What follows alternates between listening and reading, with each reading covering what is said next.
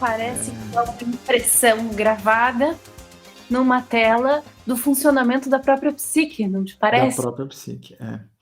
E com características tão, com imagens que levam a entender uma relação humana com a questão simbólica arquetípica. Por quê? Porque se você pega, por exemplo, o Blade Runner fala dos replicantes, né, desses robôs replicantes, mas eles são biológicos. E eles têm uma programação. Mas veja que a programação deles não é uma programação codificada, como a gente costuma ver nos robôs, como um código de um computador. Eles são biológicos, então a programação dele é psicológica.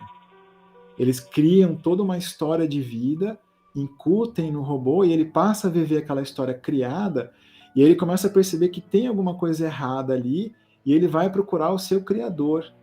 Né? Isso está na história do Dick.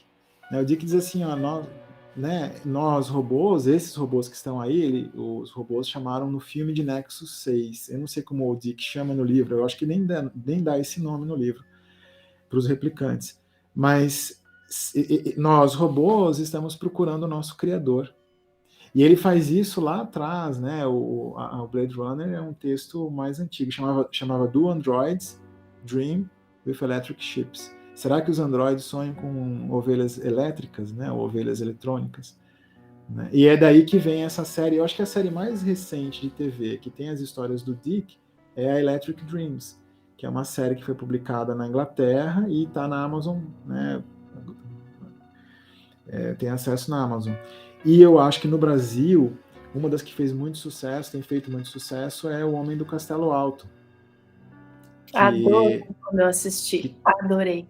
Eu devorei essa série, Jorge. Você sabe que a primeira, só a primeira temporada é canônica, né? É do livro. As outras já são histórias continuadas, né? Que os roteiristas criaram a partir daí. Então Mas a história é incrível. Eu gostei mais da primeira temporada. Eu não sabia desse detalhe.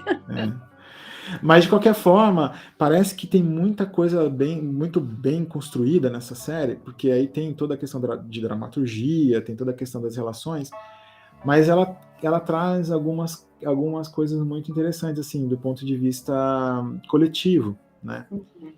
Porque isso também é uma coisa importante quando se vai olhar para uma obra de arte, é entender o quanto que essa obra de arte foge da consciência contemporânea.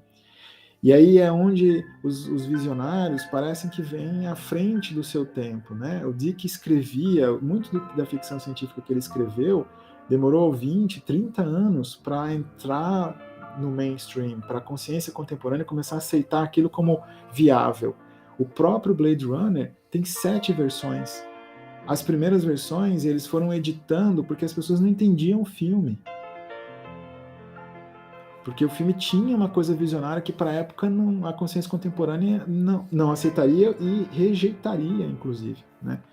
Então é interessante pensar que o visionário é mais ou menos também faz parte de um mundo rejeitado. Nós não podemos esquecer disso, né? Que fica aí como sendo uma célula ou encapsulado numa cápsula temporal esperando o momento de vir à tona. Assim aconteceu com as exegeses e assim também aconteceu com o livro vermelho e os livros negros do Jung, esperando que a consciência contemporânea tenha pelo menos um fragmento de ideia de como usar aquilo, né? De como que aquilo pode ser entendido além de uma loucura ou além de uma crise mental, né? Não sei como chamar assim. Então, só para concluir aqui, então assim, esse sofrimento do Dick, né? Nós estamos ainda em torno dele, ainda que ele tivesse tido todas essas glórias e deixado para a nossa humanidade essa possibilidade de entender a sua obra, pelo menos pelo ponto de vista da exegese, e ele fala da sua obra ali, esse sofrimento todo muito provocado pela tentativa de adequação, ao mundo, de adaptar essa mente tão visionária com uma realidade tão cotidiana que ele não conseguia, né? Não tinha capacidade de adaptar.